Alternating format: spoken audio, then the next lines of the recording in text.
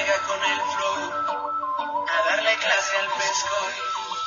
Ya todos saben lo que voy a hacer, beligerante me voy a poner. Vamos a sacarnos la chispa, que el reggaetón lo decida. Ya todos saben lo que voy a hacer, beligerante me voy a poner. Vamos a sacarnos la chispa, que el reggaetón lo decida.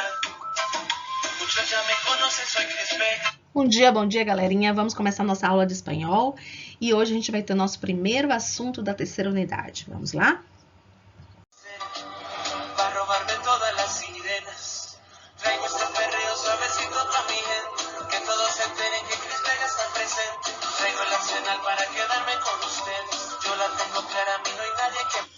E a gente vem trabalhando com a Argentina, vocês já conheceram personalidades, né? Como Eva Perón, Juan Perón, como Messi, Maradona, etc. E agora a gente vai trabalhar outro aspecto ainda dentro da Argentina, que é a gastronomia, né? A gente vai conhecer hábitos e pratos típicos. E quando a gente fala em pratos típicos da Argentina, tem assim um trio muito importante, muito conhecido, que são las parrillas, las empanadas e los alfajores. Tá bom? Veja, a gastronomia da Argentina, claro que não vai se prender somente a esses três, mas esses três, né, a gente diz o tripé, é o essencial na cultura local. É como a gente fala assim no Brasil, a gente fala da feijoada, a gente fala do acarajé, então são coisas muito, muito, muito Brasil. Então, las parrillas é o equivalente ao nosso churrasco, las empanadas é o equivalente ao nosso pastel de forno, talvez. Alfajor, ou los alfajores, como eles chamam, é equivalente tipo a uma bolacha recheada, coberta de chocolate, muito interessante. Então, assim como no Brasil, o país possui diferenças culinárias marcadas em cada região e de acordo com a oferta de ingredientes, costumes locais e história. Isso é importante saber. A influência de seus imigrantes se misturou aos costumes nativos e permitiu a introdução no país de novos hábitos, criação de pratos, incorporação de diferentes ingredientes. O tema é muito extenso, né? Mas também muito interessante. Então, a gente vai conhecer um pouquinho mais agora nos próximos slides.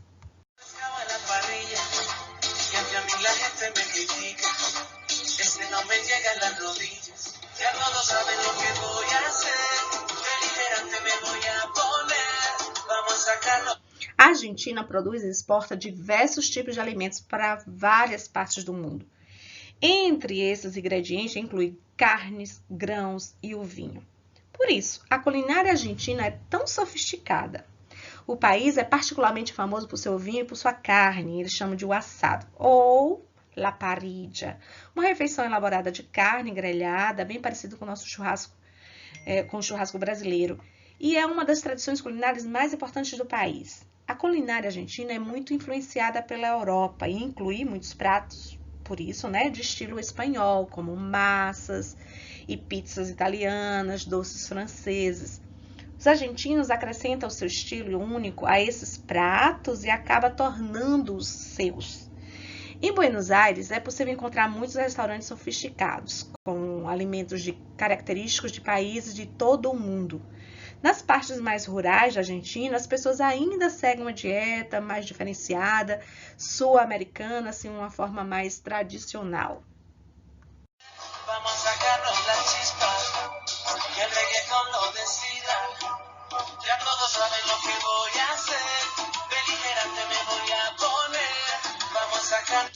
Bom, com relação a essa história do assado argentino, ele começa lá nos meados de 1800. Por quê? Porque enormes rebanhos de gado selvagem vagavam pela região do Pampa, na Argentina.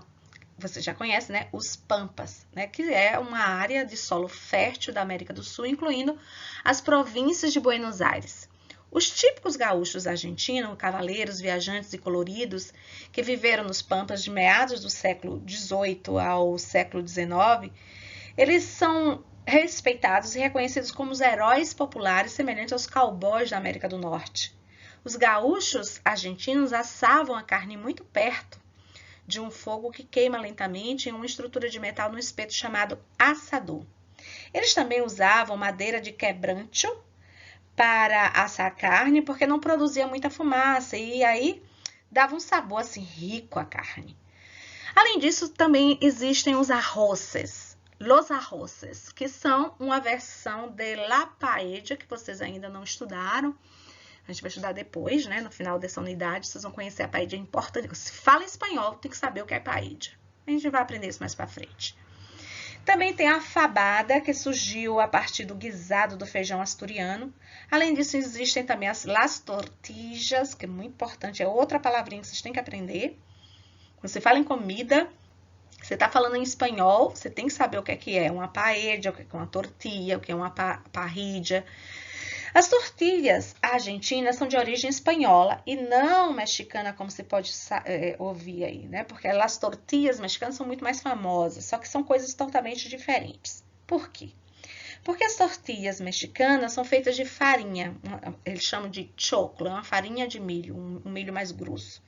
Enquanto as espanholas são feitas com ovos, cebolas e batatas.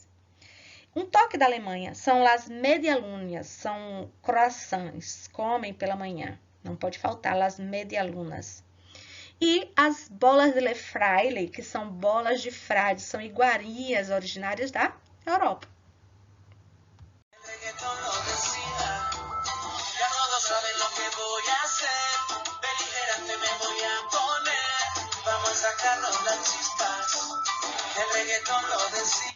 A história da culinária argentina é simplesmente rica e diversificada, né? Como uma terra que sofreu imigração extensiva por muitos anos, o país se beneficiou de inúmeras influências alimentares. O clima diverso da região, variando de subtropical a subpolar, também ajudou a ampliar consideravelmente o conjunto de ingredientes prontamente disponíveis. Os colonos europeus são os principais responsáveis pela culinária argentina, principalmente os italianos e os espanhóis. No entanto, outros imigrantes como alemães, franceses, judeus e britânicos, entre outros, agregaram com suas características culinárias também. A gastronomia indígena, derivada de grupos como Quichua, Mapuche e Guarani, também desempenhou um papel. Um exemplo disso, gente, é o mate, que é consumido em todo o país. Então, o que é o mate? É o chimarrão. Os colonos espanhóis chegaram à Argentina em 1536 e introduziram o gado nos pampas, o que teria feito um profundo na culinária argentina. E ao longo do século XIX, milhões de imigrantes chegaram à Argentina. A maioria era da Itália e da Espanha. Então, os italianos, por exemplo, introduziram a pizza, bem como todos os tipos de pratos de macarrão, incluindo espaguete, lasanha.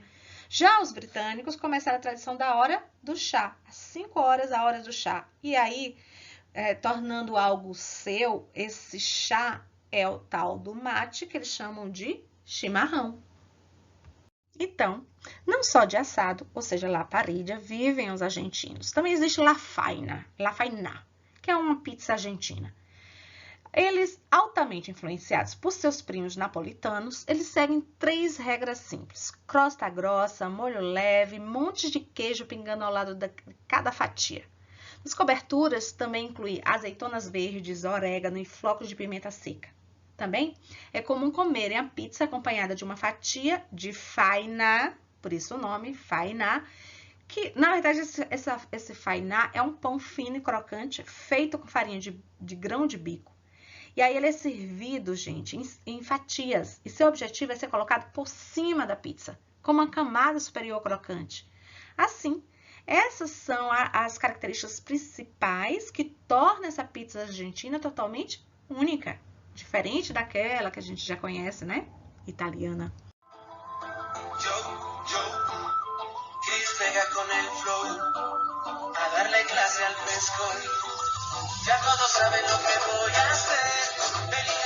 Gente, como toque da Espanha na Argentina, se tem os churros, né, os famosos doces da tradição espanhola, o pão doce catalão, o pudim, entre outros. Mas, gente, o principal, a marca registrada mesmo da culinária argentina em relação a, eles chamam de postres, são sobremesas, é o doce de leite. O doce de leite é o favorito no país, tanto que na típica hora do chá, as mesas são postas com alfajores, torta galesa, torta negra, além deliciosos sanduíches de miga, que são de inspiração britânica e escocesas. Para os argentinos, o doce de leite é o ingrediente principal para encher ou acompanhar qualquer outro tipo de sobremesa. É tanto que se você for no McDonald's lá na Argentina, sabe o que a gente pede aqui? A gente pede uma casquinha mista, sorvete, casquinha mista, vem o quê? Chocolate com baunilha. Lá não, lá se você pede uma casquinha mista, você vai receber um sorvete de chocolate com doce de leite. Não é engraçado?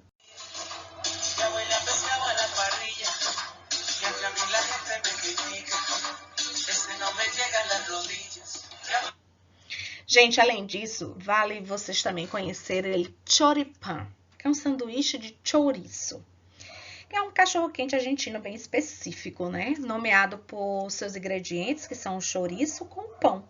O choripán é mais um prato tradicional da comida de rua na Argentina. Ele é barato, é delicioso, independente de sua simplicidade.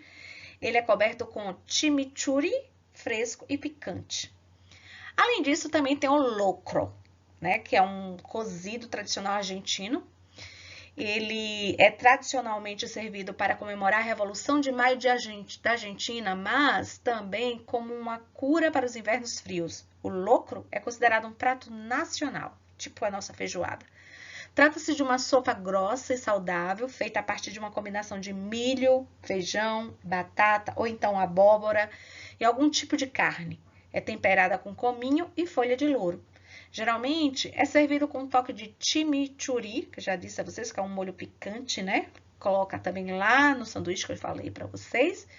Esse molho picante é típico, feito com páprica, cebola, pimentão, alho, salsa e outras ervas sufocadas no azeite.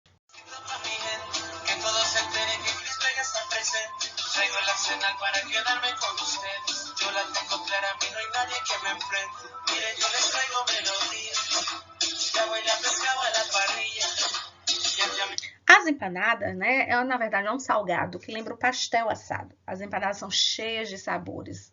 Esse é um prato obrigatório caso você queira dar uma mordida na cultura da comida de rua da Argentina.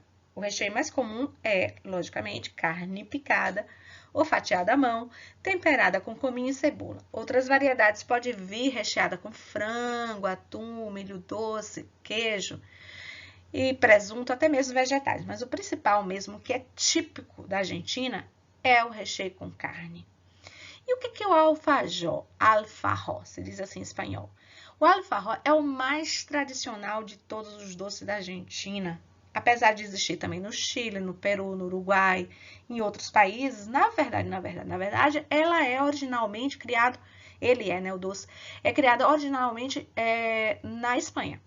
O doce é composto por 3 camadas, 2 de massa e uma de doce de leite, o que é usado como recheio na sua versão mais tradicional. Lógico que tem outras versões, inclusive coberta de chocolate, mas o tradicional mesmo é o doce de leite.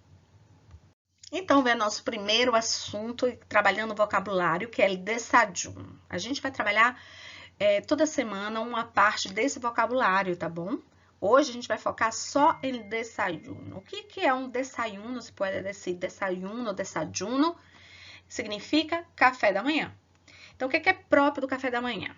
El zumo, que é o suco, las frutas, los cereales, la leite. Observe que a palavra leite é uma palavra feminina, né? Em português é o leite, em espanhol você fala la leite, é um heterogenérico, porque o gênero é diferente. El té, que é o chá, el pan, las tostadas, as torradas, el iogurte, el café, la mermelada. Preste atenção nisso aqui, ó, porque é um heterossemântico. Você vê, pensa que é marmelada, feito de marmelo, só que não. La mermelada nada mais é do que uma geleia, que pode ter vários sabores, né? Uma mermelada de goiaba, uma mermelada de fresa, de morango, enfim. La Madalena é esse bolinho que vocês estão vendo aí, ó, chamado Madalena. El pan de molde, que é o pão de forma. La mantequilla, ou mantequilla, se pode dizer das duas formas. El queso. Las tostadas de jamón com tomate e aceite. Veja, o que é jamón? É o mais importante vocês aprenderem aqui. É presunto, tá? Então, las tostadas, uma torradinha, é um prato muito típico deles. Eles pegam pão velho, corta os pedacinhos em rodelas e coloca presunto, coloca tomate, coloca azeite e vai ao forno. E coloca orégano, fica uma delícia. Churros com chocolates ou com doce de leite. Aqui não fala com doce de leite, mas é mais usual na Argentina doce de leite. Las galletas, que são as bolachas. Também é muito usual você ouvir las galletas rellenas, ou seja, são as bolachas recheadas. E ele, jamón de York, que é um tipo de presunto, um presunto mais magro. No hay otro igual. 1, 2, 3, un pasito para atrás. Vamos a ver quién es el mejor acá. Con mi baile los voy a conquistar. Soy el king, como yo no hay otro igual. Todos saben. E o nosso primeiro assunto gramatical dessa unidade são conjunções. Aí vocês vão dizer, professora, nós já estudamos conjunções. Verdade. Só que nós estudamos as conjunções coordinantes, são aquelas conjunções onde trabalha dentro de orações que são independentes. Agora a gente vai trabalhar conjunções subordinantes, dentro de orações que dependem da principal para ter sentido, para ter uma ideia completa, tá bom? Então, o que são conjunções subordinantes? Conjunciones subordinantes.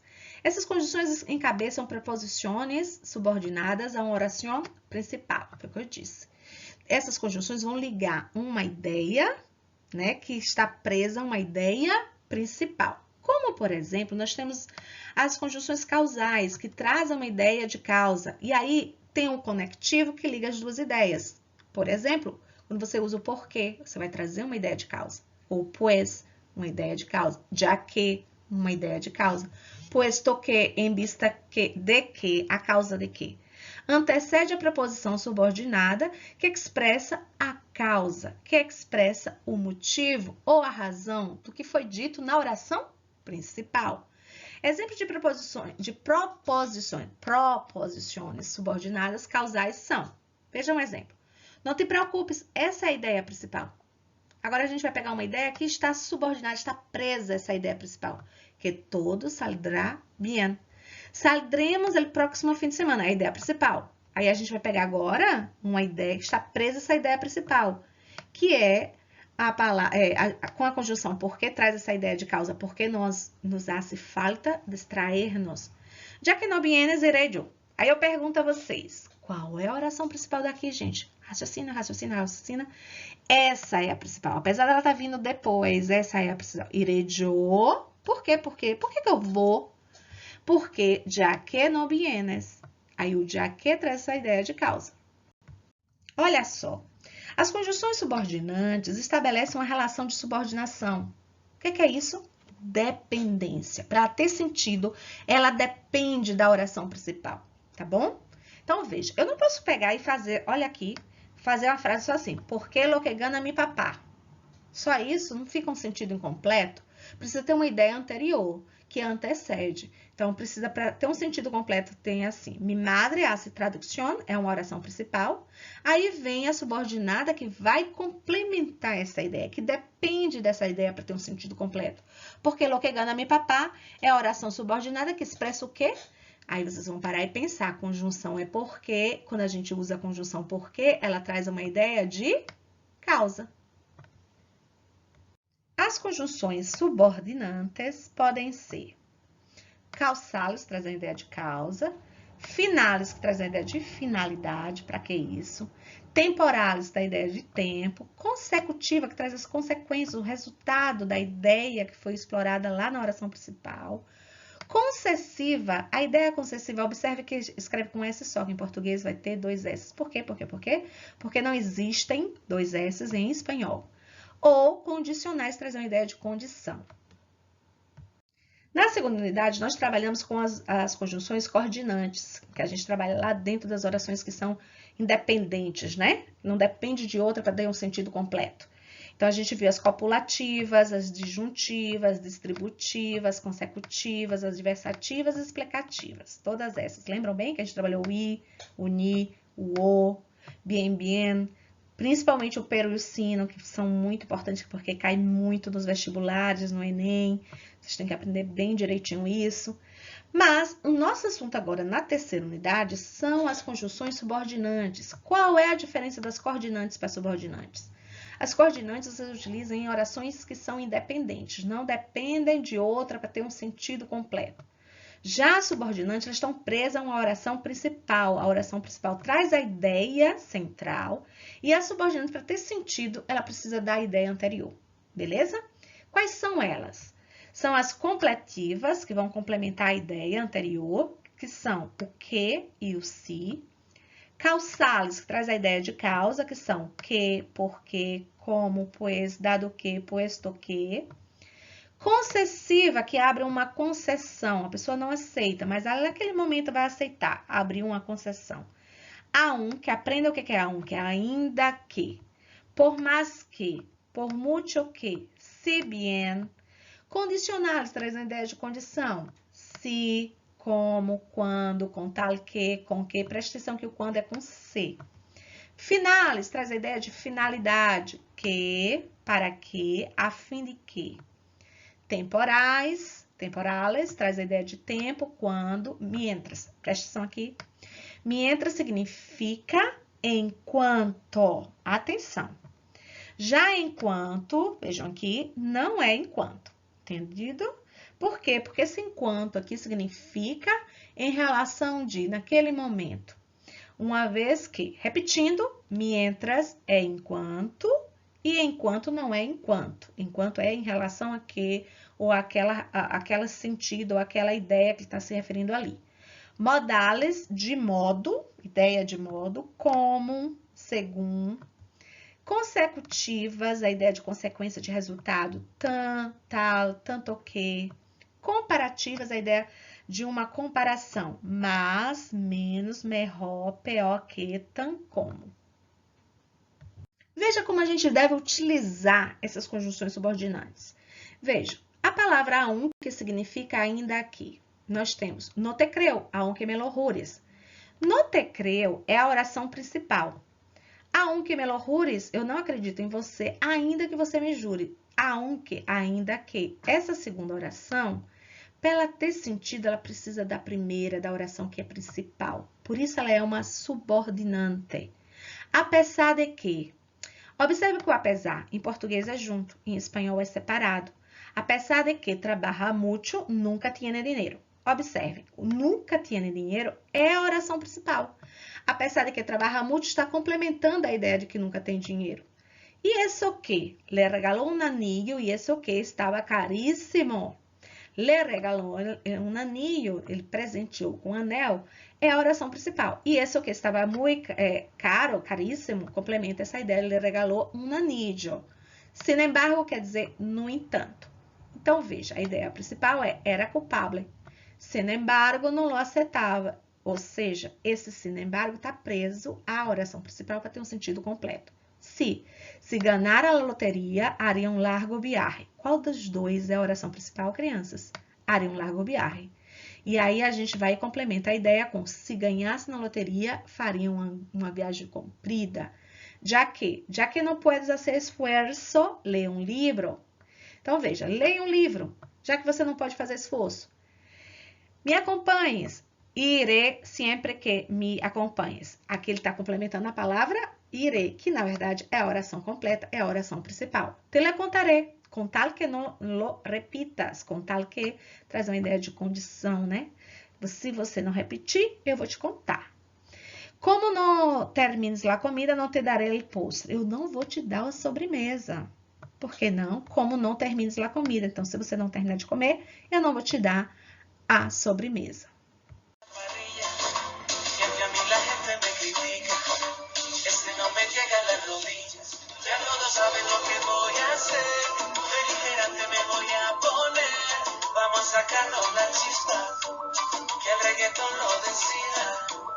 E chegamos ao final da nossa aula. Gente, vocês estão lembrados que a professora olha quem está comentando para poder preencher a caderneta, né? Com a presença de vocês.